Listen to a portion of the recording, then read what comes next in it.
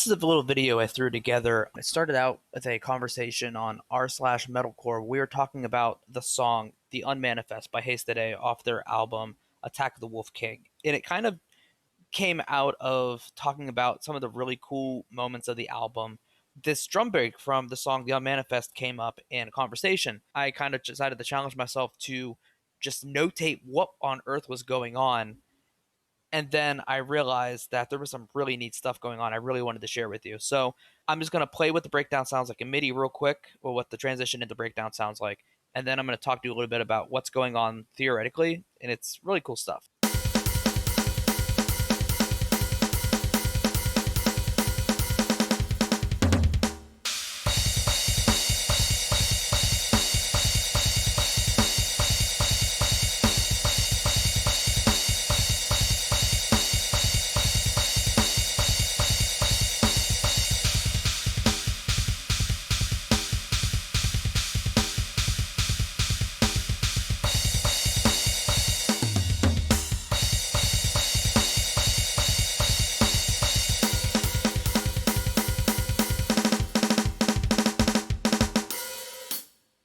Upon first listen, it kind of just sounds strange. I would play the clip of the song, but don't want to anger the copyright gods. But essentially, what's happening is it takes you from the main groove of the song, which is at 100 BPM, and then it just throws you into this 146 BPM transition. It just sounds like a lot of 4/3 hemiola going on in the drums, with the guitars holding out what I believe are harmonics. Now, I will clarify that I am not a drummer, nor am I really a guitarist. I can kind of noodle around with metalcore stuff, so my knowledge is pretty limited, but I do have a music degree. Went to college for music ed in particular, but theory was kind of where my love was and still is to this day. So this is my best approximation of the breakdown with notation. So let's take a look at what's happening here.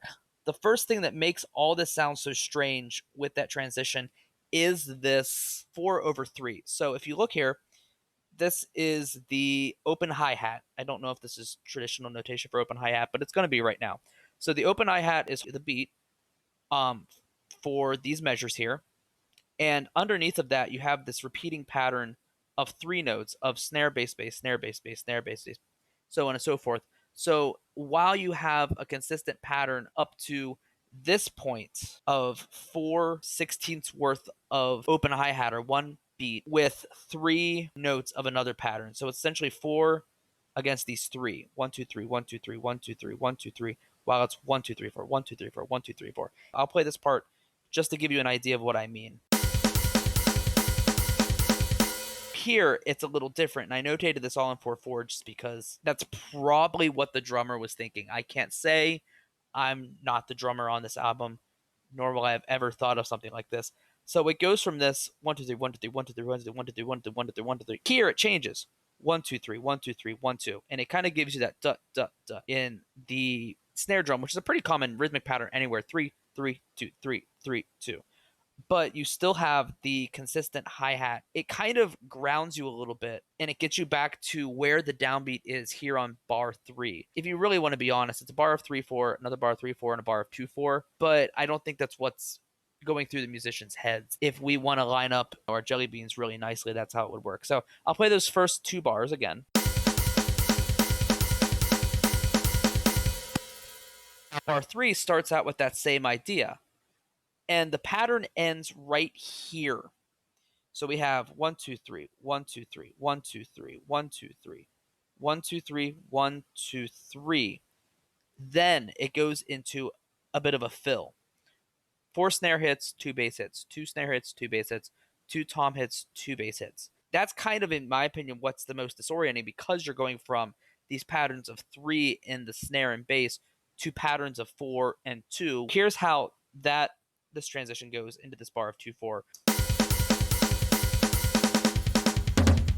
The snare hit goes right into the China hit, and if you know the breakdown in particular, the China hit is where the vocalist starts to break down lyrics, "Abandon all hope." And then here's the breakdown. It's pretty straightforward, so it's just consistent crash cymbal hits on the beat with your typical metalcore breakdown goodness of 16th E kind of pattern in the bass drum with snare hits right on 3.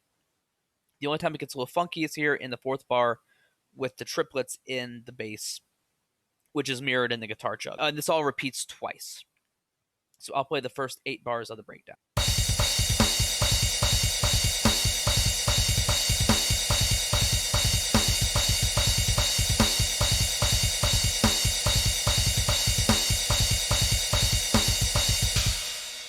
This is the part of the breakdown where the vocalist goes into just a high scream that's sustained, and it switches to the China. That China is a really piercing sound that kind of just breaks up what was just happening.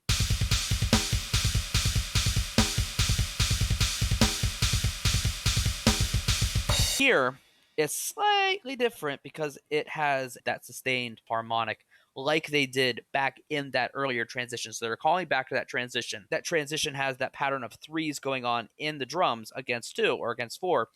And in this case, the drummer calls back to it with triplets. So it's referencing that transition within the breakdown, which I think is really neat.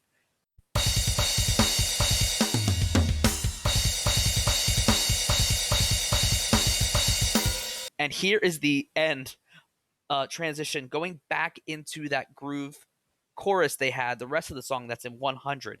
And some really cool stuff happens here.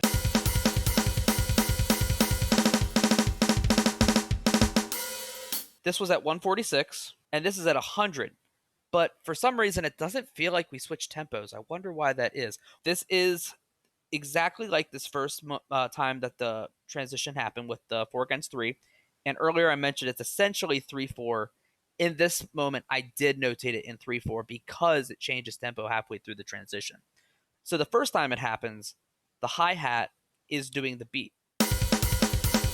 But the second measure, the hi-hat is with the snare. So it's speeding up that perception of our beat.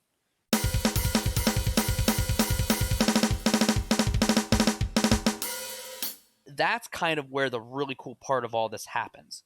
So we're going to go over here to another tab, and we're just going to play the first, these 2 bars in particular. The last bar of the 3/4 at 146 BPM, and then the first bar of the 100. Now we're going to take it apart a little bit. We're going to take out these bass drum hits in between, and then we're going to take all these 30-second notes, or all the double, anytime it's doubled, and we're just going to turn it to 1/16th note. So it's going to be a reduced version of this.